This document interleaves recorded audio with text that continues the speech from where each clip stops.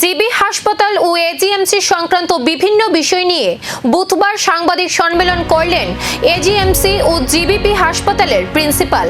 হাসপাতালের বর্তমান পরিস্থিতি, পরিষেবা এবং বিভিন্ন ইস্যু নিয়ে বিস্তারিত তথ্য তুলে ধরা হয় এই সম্মেলনে।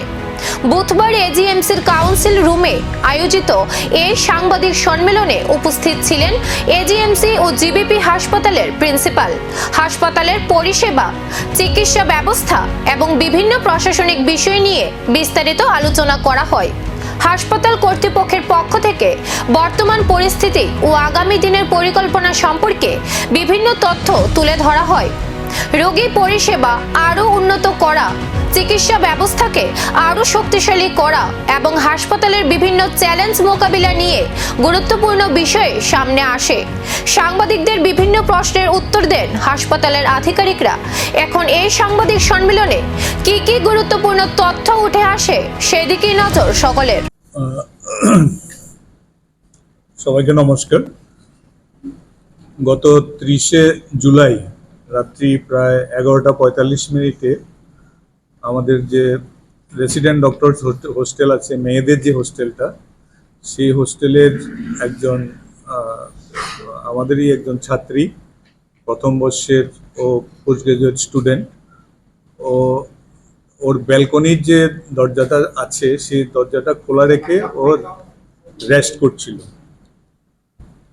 তো রেস্ট করার সময় ও হঠাৎ দেখে ওর ব্যালকনির দরজা দিয়ে মাস্ক পরা একটা ছেলে রুমে ঢুকলো। রুমে ঢুকেই ওকে একটা ধাক্কা দিয়ে, ও বসেছিল ওর বিছানায়, ওকে একটা পেছন থেকে ধাক্কা দিয়েছে এবং ও ফ্লোরে পড়ে গেছে। তখন ও তার যে বিছানায় যে মোবাইলটা ছিল ওই মোবাইলটা নিয়ে আবার যে রাস্তা দিয়ে এসেছিল সেই রাস্তা দিয়ে পালিয়ে গেছে। তখন মেয়েটা আতঙ্কিত হয়ে চিৎকার চেঁচামেচি করলো। সঙ্গে সঙ্গে ওর যে বাকি সতীর্থরা আছে ওরা এগিয়ে আসতে আসতে বাই দ্যাট টাইম চলে গেছে এবং গেটে যে সিকিউরিটি ছিল, সিকিউরিটি মহিলা এসে দেখে অলরেডি সে পালিয়ে গেছে মোবাইলটা নিয়ে। তো সঙ্গে সঙ্গে মেয়েটি আমাদের যে হোস্টেল সুপারিনটেন্ডেন্ট থাকে, হোস্টেল সুপারিনটেন্ডেন্টকেও ইনফর্ম করলো। হোস্টেল সুপারিনটেন্ডেন্টও এসছিলেন সঙ্গে সঙ্গে এবং ওর মা বাবাকেও ইনফর্ম করেছিল। তো ওনারাও যোগাযোগ করেছেন এবং রাত্রিবেলা তৎক্ষণাৎ এনসিসি পুলিশ স্টেশনে যোগাযোগ করা হয় এবং পুলিশও সঙ্গে সঙ্গে আসে।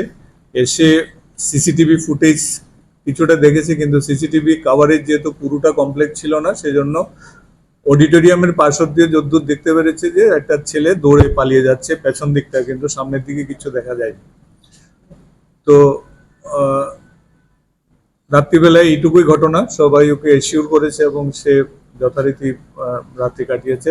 সকালবেলা এই খবরটা পাওয়ার পরে আমি আমাদের medical superintendent doctor Kanak Chowdhury, আমাদের ইঞ্জিনিয়ারিং টিম এবং আরএমও সবাই মিলে আমরা ওই জায়গায় যাই, ওই রুমটা দেখি এবং রুমের পেছন দিকে যেদিক থেকে উঠছিল সেটা কিন্তু রিলেটিভলি খুব একটা যে জঙ্গলের জায়গা ছিল তা নয়। আমাদের যে প্রফেসরের কোয়ার্টার আছে তার জাস্ট অপোজিট দিকে ওই দিকটায় ঢুকেছে এবং গ্রিল ছিল না বলে এবং রুম খোলা ছিল বলে নিশ্চয়ই খেয়াল করেছে, ওই দিকটায় উঠেছে। উঠে তো মোটিভ যেটা বোঝা গেল যে চুরি করাই ওর উদ্দেশ্য ছিল মেনলি, আদারওয়াইজ যে কোনো কিছু হতে পারতো ওর যদি খারাপ মোটিভ থাকতো।